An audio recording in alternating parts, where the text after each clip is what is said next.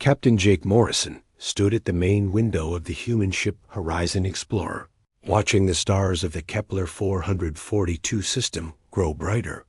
3 months had passed since they left Earth on humanity's first real diplomatic mission to meet aliens.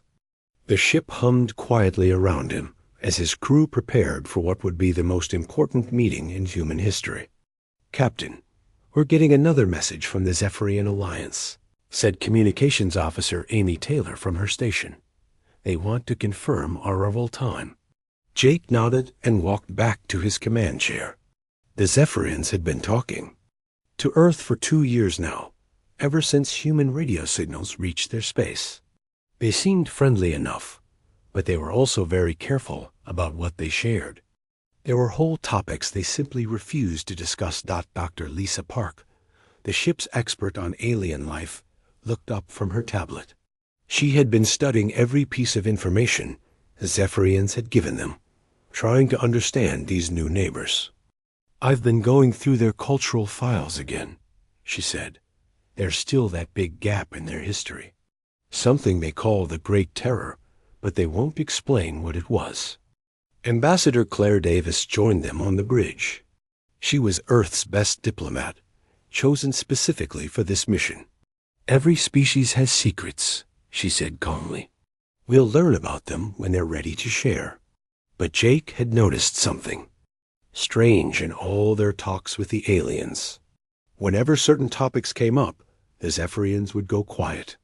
They had mentioned something called a shadow maw once, but when the humans asked questions, the aliens quickly changed the subject. It was like they were afraid to even talk about it. "Dr. Park, what do you think this shadow maw thing is?" Jake asked. Lisa shrugged. "From what little they've said, it sounds like some kind of dangerous animal. But the way they react when it's mentioned, Bill quotes." She paused. "I've never seen fear like that, not even in the recordings. It's like they're terrified of just saying the name." The ship's chef, Tony Martinez, came onto the bridge carrying a tray of coffee. He was a quiet man who had joined the space program after years of cooking in remote places on Earth. Before becoming a chef, he had worked as a hunting guide in Alaska and Africa, helping people hunt dangerous animals for food.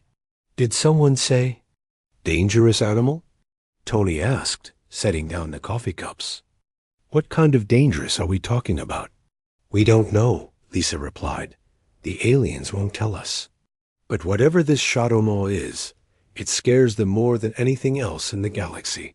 Tony's dark eyes showed interest. "Interesting. Most things that scare people make pretty good eating if you know how to cook them."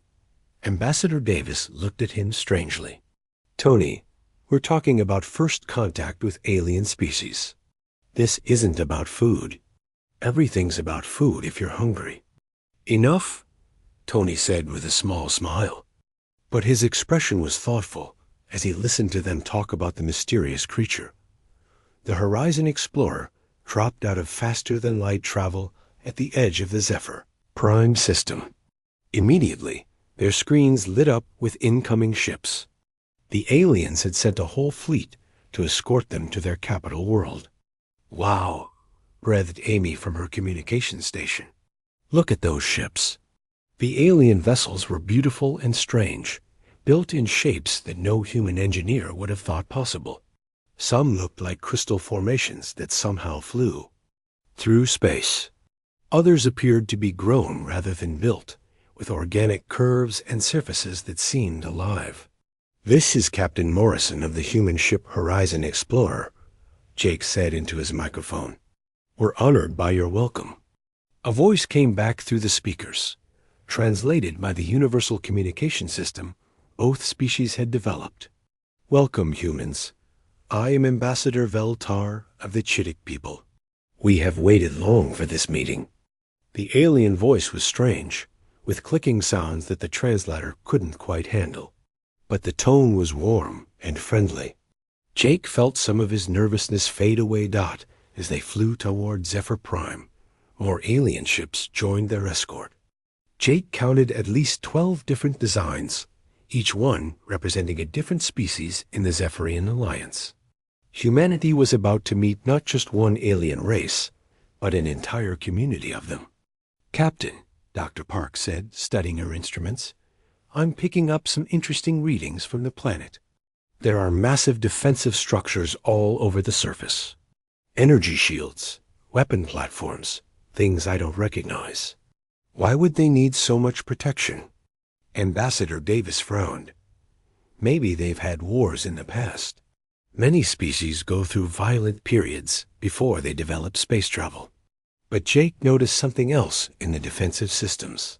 They weren't pointed outward toward space, where an invasion might come from. They were pointed inward, toward the planet's surface. It was like they were trying to keep something in, not out. Tony had been quietly studying the images of the planet. "Those defensive systems," he said slowly. "They're built like the barriers we use on Earth to contain dangerous animals. Big cats, bears, things that hunt people. What are you thinking?" Lisa asked. "I'm thinking maybe this shadow mall thing isn't extinct," Tony replied. "Maybe it's still out there, and they're still afraid of it." The Horizon Explorer landed at the main spaceport of Zephyr Prime's capital city. The city was incredible, with towers that stretched up into the clouds and bridges that seemed to float in midair. But Jake noticed that there were no parks, no open spaces where people might gather. Everything was enclosed, protected, safe. The alien delegation that met them was impressive. Ambassador Veltar was a Chittick, an insect-like being with 4 arms and large compound eyes. Commander Zoran was a prism folk, looking like a walking crystal formation that somehow had thoughts and feelings. There were others, too, representing different species in the Alliance. "Welcome to Zephyr Prime," Ambassador Veltar said, his voice clicking through the translator. "We hope your stay will be comfortable and safe." "Safe?" Ambassador Davis asked. "Is there some danger we should know about?" The aliens looked at each other, and Jake saw something in their body language that made him uncomfortable. Fear. Real, deep fear. "There are restricted areas on our worlds," Commander Zoran said, his crystal form flickering with colors that might have meant nervousness. "Places where it is not safe for any living being to go. We will provide you with maps and warnings." Dr. Park stepped forward. "These restricted areas, are they related to the shadow mall you mentioned before?" The reaction was immediate and shocking. Ambassador Veltar's compound eyes went wide, and he actually stepped backward. Commander Zoran's crystal form went completely colorless. The other aliens in the group made sounds that the translator couldn't handle. We do not speak of such things during welcome ceremonies," Veltar said, his voice shaking. "Perhaps later, when you have rested." But Jake could see that later might never come. These aliens, with their advanced technology and space-traveling civilization, were terrified of something. And whatever it was still out there, as they were. Led to their quarters in the diplomatic district, Tony walked beside Dr. Park. "Lisa," he said quietly, "I want you to get me everything you can about this shadow mall thing. Scientific data, biological information, anything they'll share." "Why?" she asked. Tony's expression was serious. "Because in my experience, when people are that afraid of an animal, it usually means they've never learned how to hunt it properly. And everything can be hunted if you know what you're doing." That night, as the humans settled into their alien quarters, they could hear sounds in the distance. Sirens, warning calls, the hum of defensive systems activating. Whatever the shadow mall was, it was still out there in the dark, and the most advanced civilization in this part of the galaxy was still afraid of it. Deke looked out his window at the city below, with its walls and barriers and constant defenses. Tomorrow, they would begin formal diplomatic talks. But he had a feeling that before this mission was over, they would have to face whatever creature had shaped this entire civilization's development. And somewhere in the diplomatic quarters, Chef Tony Martinez was sharpening his knives. The next morning, Ambassador Veltar led the human delegation through the streets of the capital city. Jake noticed that all the buildings had thick walls and small windows. Every entrance had multiple doors, like airlocks. The few aliens they saw on the streets moved quickly, always staying close to shelter. "Your city is very well protected," Ambassador Davis observed as they walked. "Protection is survival," Veltar replied, his compound eyes constantly scanning the sky. "We learned this lesson long ago, at great cost." They arrived at a massive building in the center of the city. It was shaped like a pyramid, but made of some kind of metal that seemed to absorb light. Guards stood at every entrance, carrying weapons that hummed with energy. "This is our memorial of remembrance," Commander Zoran explained, his crystal form flickering with somber colors. "Today is the anniversary of the Great Culling. We gather here each year to remember those who were lost." Dr. Park looked around at the gathering crowd of aliens. There were thousands of them, representing all 12 species in the Alliance. But she noticed something strange. There were very few young ones, and the adults all had the same look in their eyes. Fear mixed with sadness. How many were lost in this great culling? She asked. Veltar's translator was quiet for a long moment. "Billions," he finally said. "Across all our worlds, in a single generation." It was the time when we learned that space travel was not a choice, but a necessity. The ceremony began with lights dimming throughout the building. Holographic displays appeared in the air above them, showing images of beautiful alien worlds. Cities with tall spires, forests of strange trees, oceans filled with unusual life. But then the images changed up. Jake felt his breath catch in his throat as he saw what came next. Something was moving through those beautiful cities, something large and dark and impossibly fast. The hologram showed it tearing through walls like they were paper, moving between buildings with leaps that seemed to defy gravity. "The Shadow Maw," whispered Commander Zoran, and every alien in the building fell silent. The creature in the hologram was 12 feet long, built like nothing Jake had ever seen. It had 6 powerful legs that ended in claws the size of swords. Its head was filled with teeth that dripped with something that made the ground smoke where it fell. But the most terrifying thing was how it moved. One moment it was solid, the next it seemed to fade like smoke, passing through walls and barriers, as if they didn't exist. Dr. Park was recording everything on her device, her scientific mind working, even as she felt fear at what she was seeing. "It can phase through solid matter," she whispered to Tony, who was standing beside her. "That's impossible according to our physics." "Maybe," Tony replied quietly, his eyes studying the creatures. "Movements. But look at how it hunts.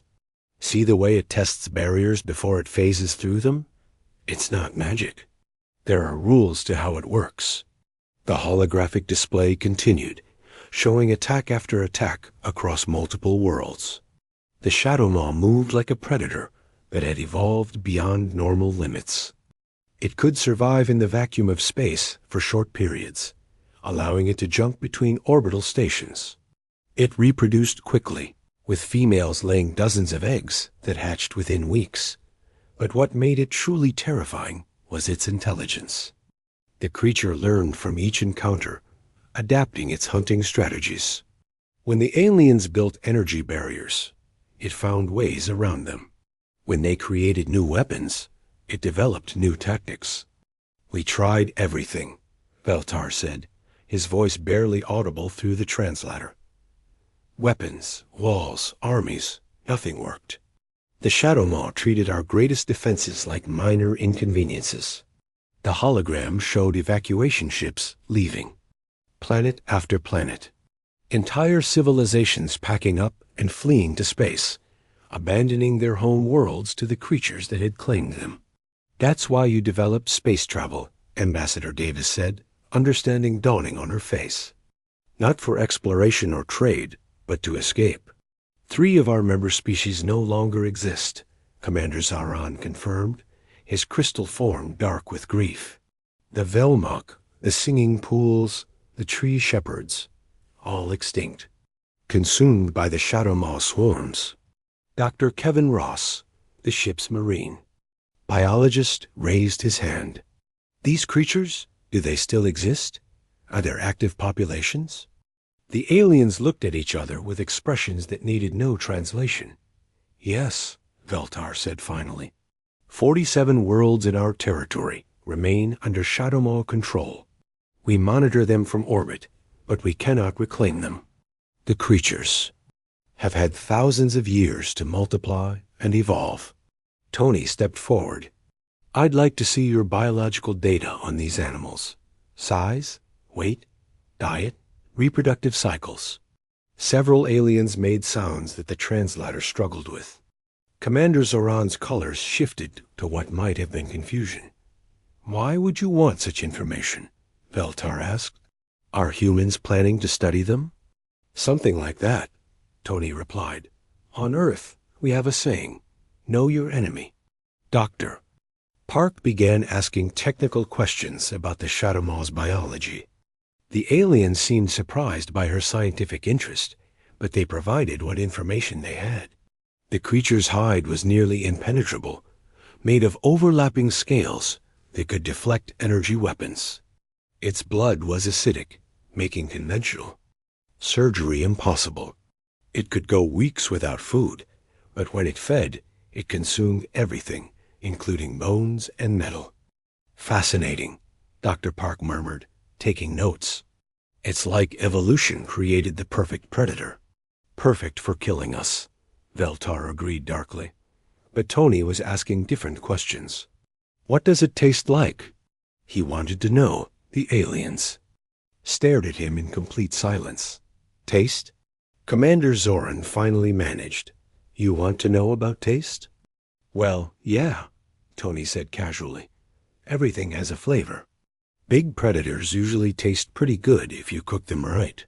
Kind of like a cross between beef and chicken, but more complex. Several aliens made choking sounds. One of the smaller species actually fell over. You cannot be serious, Veltar said, his compound eyes wider than Jake had ever seen them. You wish to eat the Shadowmaw? Why not? Tony shrugged.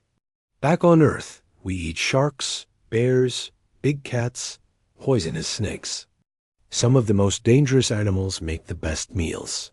Ambassador Davis put her hand on Tony's arm. Perhaps we should focus on the diplomatic aspects of this meeting. But Jake was watching the aliens' reactions carefully. Their terror was real, but so was their confusion at Tony's casual attitude. These beings had built their entire civilization around avoiding the Shadowmaw. And here was a human asking about recipes. The ceremony continued with more displays of destruction and loss. But Jake noticed that Tony kept asking practical questions. How fast could the creature move? How did its phasing ability work? What were its feeding patterns? After the ceremony ended, Commander Zoran approached the human delegation privately. I must ask, he said, his crystal form flickering with nervous colors. Your food specialist seems unusually interested in the Shadowmaw. This is not normal behavior for beings who have just learned of such a terror. Dr. Park smiled. Commander, you have to understand something about humans. We evolved on a world full of dangerous predators. Our ancestors didn't survive by running away from them. They survived by learning to hunt them. Hunt them? Veltar's translator made static sounds. You hunt creatures that could kill you? Everything. That could kill us, Tony confirmed. Wolves, bears, poisonous spiders, venomous snakes, sharks. If it's big enough to eat and won't poison us, we've probably turned it into dinner at some point. The aliens exchanged looks that seemed to be a mixture of horror and disbelief. But, Commander Zoran said slowly, the Shadowmaw is not like your Earth predators. It is intelligent, adaptable, nearly indestructible. So were cave bears, Tony replied. and saber-toothed cats, and woolly mammoths. But they all tasted pretty good with the right seasoning. That evening, back in their quarters, the human team discussed what they had learned. "The psychological impact is incredible," Dr. Park said, reviewing her notes. "An entire galactic civilization, shaped by fear of one species. Can you blame them?" Jake asked. "From what we saw today, these things are living nightmares." Tony was quietly sharpening one of his cooking knives, a habit he had when thinking about challenging ingredients. "Tony," Ambassador Davis said, "please tell me you're not seriously considering trying to hunt one of these creatures." Tony looked up from his knife. "I'm not considering it," he said calmly. "I'm planning it." The room fell silent. "These people have been running scared for thousands of years," Tony continued. "But nobody's ever tried the direct approach. Sometimes the best way to deal with a predator is to show it that you're a predator too." Dr. Park stared at him. "Tony, this isn't a bear in the Alaska wilderness. This is something that destroyed entire civilizations." "Yeah," Tony said, testing the edge of his blade. "Should make for an interesting dinner." Outside their window, the alien city hummed with defensive systems and warning sensors, still afraid of shadows in the dark. But in the human quarters, one man was thinking about recipes. 3 days after the memorial ceremony, emergency alarms began screaming across the capital city. Jake woke up in his quarters to the sound of sirens and flashing lights outside his window. Within minutes, Ambassador Veltar was at their door, his compound eyes wide with panic. "There has been a breach at Research Station 7, he said, his translator crackling with static from his rapid speech. "One of the specimens has awakened." "Specimens?" Dr. Park asked, still putting on her uniform. "We have 3 Shadow Maw in containment," Commander Zoran explained as he arrived behind Veltar. His crystal form was flashing urgent red colors. "They were captured for study purposes, kept in the most secure facility in our civilization. But one of them is trying to break free." Jake felt his stomach drop. "How secure is this facility?" 17 layers of energy barriers, force fields that could stop a battleship, and walls made from compressed neutron matter," Veltar replied. "It should be impossible to escape." "Should be?" Ambassador Davis asked. "The creature has been testing each barrier systematically," Commander Zoran said. "It learns faster than our computers can adapt. We estimate 15 minutes before containment fails completely." Captain Morrison quickly gathered his team. "What do you need from us?" "Your ship has advanced sensors and weapon systems," Veltar said. "Perhaps human technology can help where ours has failed." The Horizon Explorer launched immediately, racing toward Research Station 7. From space, Jake could see the massive facility built into an asteroid.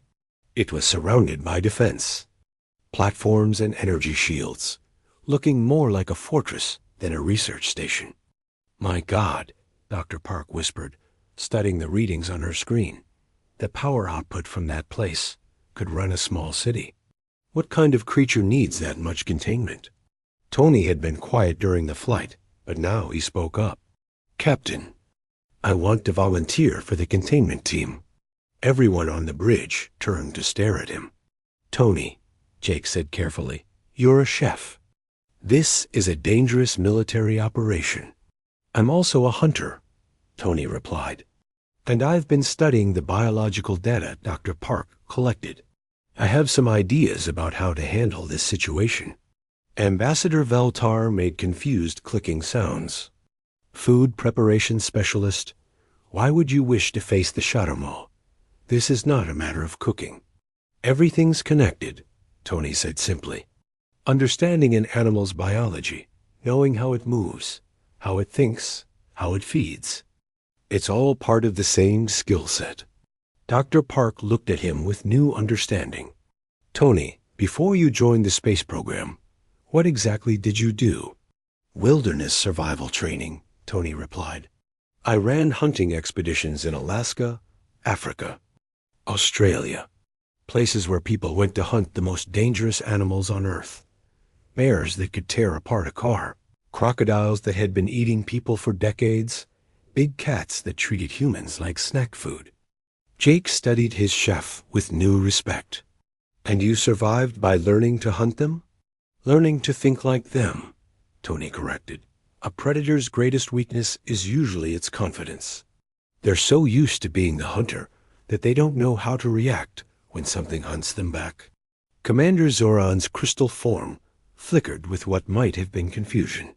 But the Shadow Maw is not like your Earth predators. It has intelligence that rivals our own. Intelligence can be a weakness too, Tony said. Smart predators overthink things. They try to be clever when simple and direct would work better. The Horizon Explorer docked with Research Station 7 just as the evacuation began. Hundreds of alien scientists and technicians were fleeing the facility in panic. The few security teams that remained were setting up explosive charges to destroy the entire station rather than risk the creature's escape. Tony followed Jake and the others through corridors filled with the most advanced scientific equipment he had ever seen. The walls hung with energy from containment systems, and the air itself seemed to crackle with power. The specimen is being held in Section D, explained Dr. Nithkar, the station's head researcher. She was a member of the flowing light species, her body shifting between solid and liquid states as she moved. We have visual contact, but all our remote systems are failing. They reached the observation deck overlooking the containment chamber.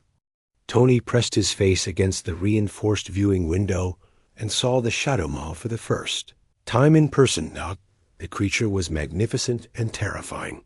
12 feet of pure predator, moving through its cage with fluid grace. Its 6 legs carried it in patterns that seemed random, but were actually carefully planned tests of the containment barriers.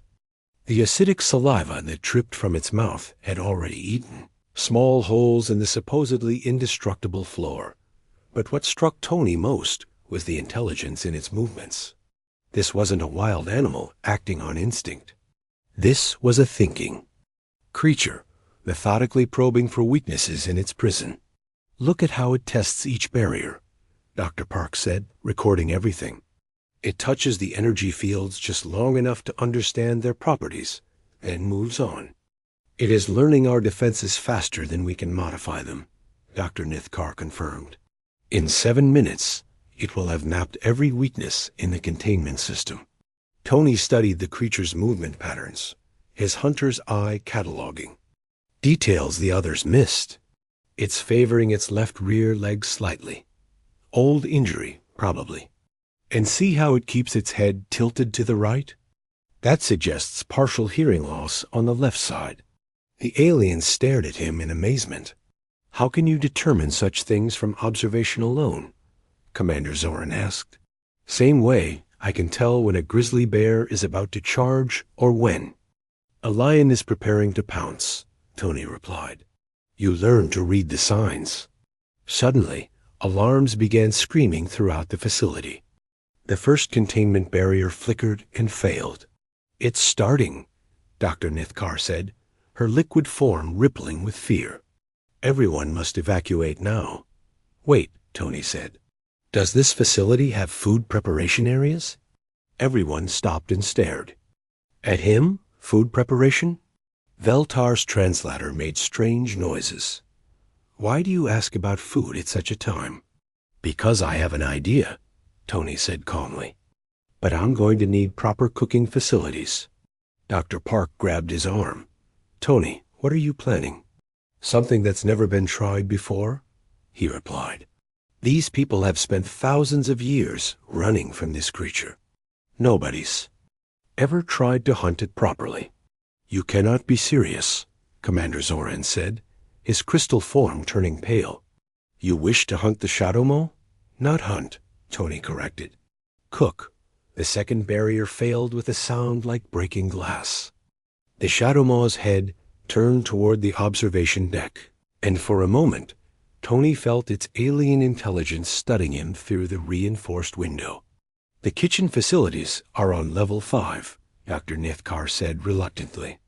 "But I do not understand how food preparation will help with containment." "You will," Tony said, heading for the door. "Dr. Park, I need you to download everything we have about Shadow Maw biology to my portable device. Muscle structure, fat distribution, digestive systems, everything." "Tony," Jake called after him, "what exactly are you planning to do?" Tony paused at the doorway. "I'm going to show this creature that humans don't run from apex predators. We eat them." The third barrier failed as Tony disappeared down the corridor. The remaining aliens looked at each other in confusion and terror. "Is he insane?" Dr. Nithkar asked. Dr. Park smiled grimly. "No, he's just human." In the kitchen facilities, Tony began assembling ingredients and equipment with the calm efficiency of someone preparing for a familiar task. He hummed quietly to himself as he sharpened his knives and heated his portable cooking unit. Meanwhile, in the containment chamber, the Shadow Maw had stopped testing barriers. It stood perfectly still, its massive head tilted as if listening to something the others couldn't hear. The fourth barrier failed. "Whatever your friend is planning," Commander Zoran said urgently, "he needs to do it quickly." Through the facility's communication system, they could hear Tony's voice from the kitchen, calm and conversational. "Here, kitty kitty," he called out in a tone someone might use to attract a house cat. "Come and meet your new chef." The Shadow Maws' eyes snapped toward the kitchen area, and for the first time in recorded history, one of the galaxy's most feared predators looked confused. The fifth barrier failed, and the creature was free. The Shadow Maw broke through the final barrier with a sound like thunder. Alarm screamed throughout Research Station 7 as the creature that had terrorized the galaxy stepped into the main corridor for the first time in decades. Jake and his team watched from the observation deck as the beast moved with deadly grace. It was even more terrifying in person than in the holograms. Every movement showed perfect predatory control, and its eyes held an intelligence that seemed almost mocking. "All security teams, fall back to evacuation points," Commander Zoran ordered through his communicator. His crystal form was flashing urgent warning colors. "Do not attempt to engage the specimen." But 3 Zephyrian guards had been caught in the corridor when the containment failed. They raised their energy weapons and fired with desperate precision. The advanced plasma beams struck the Shadow Maw directly, weapons that could destroy a small building. The creature didn't even slow down. The energy blasts hit its scaled hide and scattered like water hitting stone. The Shadow Maw looked at the guards with what might have been amusement, then phased through their defensive barrier as if it was made of smoke. What happened next was too fast for most eyes to follow. The creature moved like liquid death, flowing around the guards' positions. Its claws tore through armor that was designed to stop armor-piercing shells. In less than 10 seconds, 3 experienced soldiers were dead, and the Shadow Maw hadn't even looked like it was trying hard. "Dear God," Ambassador Davis whispered. "No wonder they're terrified of these things." The creature paused over its victims, not to feed, but to study them. It poked at their weapons with one claw, testing their weight and balance. It was learning about its enemies, even during combat.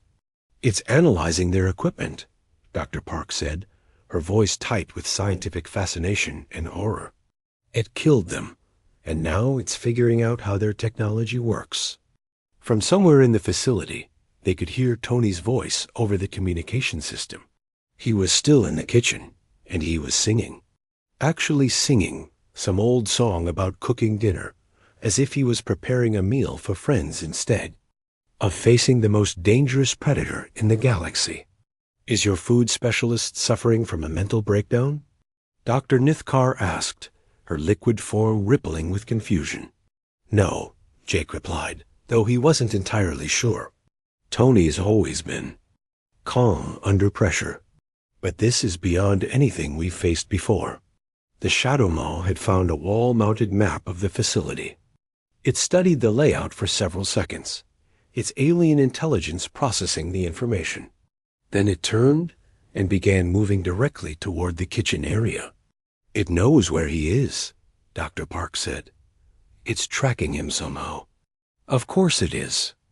Tony's voice came through the speakers, still perfectly calm. "I'm not hiding. That would be rude." The humans and aliens watched in horror and disbelief as the corridor cameras showed Tony emerging from the kitchen. He was carrying a portable cooking unit in one hand and what looked like a small folding table in the other. Several knives were attached to his belt, and he had a backpack full of cooking supplies. "Tony, get back to the kitchen," Jake ordered, through his communicator. "Find somewhere to hide until we can mount a rescue." "Can't do that, Captain," Tony replied cheerfully. "Hiding is for prey animals. I'm a predator." Tony set up his cooking station right in the main corridor, about 50 feet from where the Shadow Maw was examining the dead guards. He unfolded his table, lit his portable burner, and began arranging his knives with the same calm precision he used when preparing meals for the crew. The smell of heating oil and spices began to fill the corridor. Tony had brought seasonings from Earth, scents that were completely unknown in this part of the galaxy. The aroma was rich and complex, mixing herbs and spices in combinations that made even the watching aliens take notice. "What is that smell?" Commander Zoran asked. "It is pleasant." "Tony's cooking," Dr. Park said. "But I don't understand what he thinks he's doing." The Shadow Maw stopped examining the dead guards. Its massive head turned toward the cooking area, nostrils flaring, as it caught the unfamiliar scents. For the first time since breaking containment, the creature looked uncertain. Tony began making noise with his cooking equipment, clanging pots and humming to himself. He was doing everything possible to attract the creature's attention, like a hunter calling game. "Here, kitty kitty," he called out again, his voice echoing through the corridors. "Come see what Uncle Tony is making for dinner." The Shadow Maw began moving toward the cooking station with predatory caution. It had never encountered behavior like this before. In its thousands of years of existence, every living thing it met had either run away or attacked with weapons. Nobody had ever set up a picnic in its hunting ground. As the creature got closer, Tony continued his preparations with complete calm.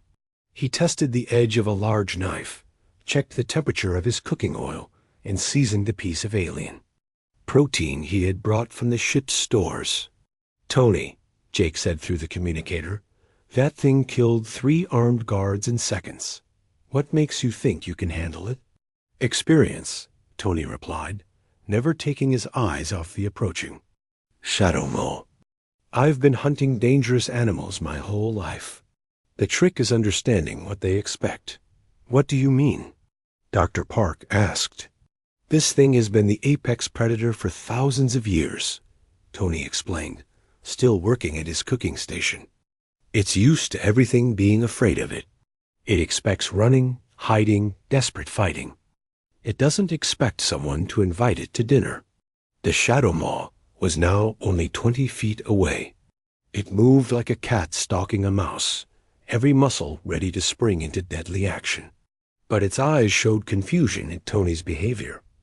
Tony looked up from his cooking and made eye contact with the creature. "Hello there, beautiful," he said in the same tone he might use with a house cat. "You're even more impressive up close." The Shadow Maw stopped completely. In all its long existence, nothing had ever looked at it without fear. This strange alien was treating it like an interesting dinner guest instead of a terrifying predator. "Look at its body language," Dr. Park whispered to the others. "It's confused. Tony's behavior doesn't fit any of its hunting patterns." Tony slowly reached into his backpack and pulled out a large steel knife. It was nothing fancy, just a well-made tool that had served him through years of hunting expeditions on Earth. The blade was sharp enough to shave with, and perfectly balanced for precise cuts. "Now, my friend," Tony said conversationally to the Shadow Maw, "the question is whether you taste more like chicken or beef. I'm betting on something more exotic. Maybe a cross between venison and lobster." The creature tilted its massive head, studying this unprecedented situation. Its alien intelligence was processing something it had never encountered before. Fear, aggression, desperation, all these it understood. But casual interest in its flavor profile was completely outside its experience. "You know," Tony continued, beginning to circle slowly around his cooking station, "back on Earth, we have a saying. The bigger they are, the better they taste. And you, my friend, are definitely big enough to feed the whole crew." The Shadow Maw began to circle in the opposite direction, its predatory instincts still working, even as its higher intelligence struggled with Tony's behavior. The two apex predators, one alien and one human, began a deadly dance around the portable kitchen. But there was something different about this encounter. For the first time in recorded galactic history, the Shadow Maw wasn't the only predator in the room. Tony moved with the fluid confidence of someone who had faced down grizzly bears and mountain lions. His knife was held casually, like a cooking utensil rather than a weapon.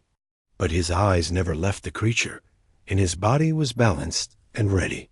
"The thing about hunting apex predators," Tony said, still circling, "is that they're not used to being hunted. They get overconfident. They think their size and natural weapons make them invincible." The Shadow Maw's eyes narrowed, and it began to understand that this small alien might actually be challenging it. The concept was so foreign that it took several seconds to process. "But every animal has weaknesses," Tony continued. "Even you, gorgeous. You're favoring that left rear leg, which means old injury. Your left ear doesn't track sounds as well as your right, which suggests partial hearing loss. And most importantly, you've never faced anything that wasn't afraid of you." The creature suddenly lunged forward with impossible speed, claws extended and mouth open, to reveal rows of acid-dripping teeth. It was a killing strike that had ended thousands of lives across the galaxy. Tony was ready for it. He dropped low and rolled to the side, his knife coming up in a precise arc that found the gap between the creature's armored scales. The blade sliced deep into the Shadow Maw's shoulder, drawing dark blood that steamed when it hit the floor. The creature roared in pain and surprise. It had been wounded, actually wounded. For the first time in its long life, something had hurt it instead of the other way around. "First blood to me," Tony said calmly, wiping his knife clean. "Now let's see how you taste." The real fight was about to begin. The Shadow Maw backed away from Tony, dark blood dripping from the wound in its shoulder. For the first time in thousands of years, the galaxy's ultimate predator had been hurt by something it was trying to hunt. The creature's alien intelligence struggled to process this new reality. Tony wiped his knife clean and returned to his cooking station, as if nothing unusual had happened. "You bleed pretty normal," he said conversationally. "That's good. Means you're probably safe to eat." The watching aliens were in complete shock. Through the observation windows, Jake could see Ambassador Veltar's compound eyes were so wide they looked like they might fall out of his head. Commander Zuran's crystal form had gone completely colorless. "He wounded it," Dr. Park whispered in amazement. "He actually wounded a Shadow Maw." "Impossible," Dr. Nithkar said, her liquid form rippling with disbelief. "Our most advanced weapons barely scratch their hide." The Shadow Maw circled Tony's position more carefully now. Its overconfidence was gone, replaced by the wariness of a predator that had discovered it might actually have competition. It tested Tony's reactions with small movements, trying to understand this strange new threat. Tony kept cooking, adding, spices to his heating oil and humming softly. But his eyes never left the creature, and his knife stayed within easy reach. He moved like someone who had done this dance many times before. "You know what your problem is?" Tony said to the Shadow Maw, as he stirred his cooking oil. "You've been the biggest, scariest thing in the galaxy for so long that you forgot how to actually fight. You just relied on fear and overwhelming force." The creature's head tilted, almost as if it was listening. "But humans, we evolved different," Tony continued. "We started out as prey animals, little naked apes that everything wanted to eat. So, we learned to think our way out of trouble. We learned to use tools. Most importantly, we learned that everything bleeds if you cut it right." The Shadow Maw suddenly phased through the wall, using its supernatural ability to appear behind Tony. It was a move that had killed countless victims over the millennia. Its claws swept toward Tony's back in a strike that would have cut him in half. But Tony had been watching for exactly this move. He spun around with his knife already in motion, the blade finding the creature's wrist joint just as it solidified. The timing was perfect. The Shadow Maw couldn't phase while it was bleeding, and now it was bleeding from 2 wounds. "Nice try," Tony said, dodging the creature's reflexive swipe. "But I hunted a Wendigo in Alaska once. Nasty thing that could turn invisible. Same basic principle applies here. You can't hit what you can't touch, but you also can't touch what you can't hit." The Shadow Maw roared in frustration and pain. It lunged forward with all 6 legs, trying to overwhelm Tony with pure speed and ferocity. But Tony had faced charging grizzly bears and angry lions. He knew how to handle something bigger and stronger than himself. He rolled under the creature's leap, his knife finding the soft spot behind its front leg where the armor plates didn't quite meet. Another precise cut, another wound that would slow the beast down. 3 cuts, Tony said, breathing a little harder but still calm. "That's enough to weaken you. Now comes the hard part." The Shadow Maw was bleeding from multiple wounds now, its dark blood pooling on the corridor floor. But it was far from finished.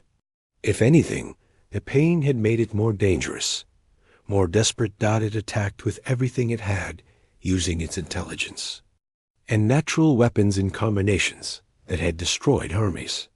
Claws and teeth and acid saliva, moving faster than most eyes could follow. But Tony had spent decades learning to read predators. He could see the tells that showed which way the creature would move, which attacks were real and which were feints. When the Shadow Maw went high, Tony went low. When it tried to corner him, he used its own momentum against it. Most importantly, he never stopped cutting. Each time the creature got close, his knife found another gap in its armor. Small cuts. Precise cuts, each one designed to weaken and slow his opponent. The fight only lasted 3 minutes, but it was 3 minutes that changed galactic history. When it ended, the Shadow Maw lay still on the corridor floor, and Tony stood over it with his bloody knife.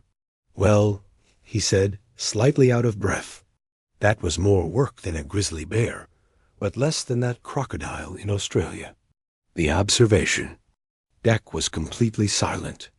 Every alien was staring at the scene below with expressions that their translators couldn't handle. "He killed it," Ambassador Veltar finally whispered. "He killed a Shadow Maw with a simple blade." "More than killed it," Tony called up to them, apparently having heard the comment.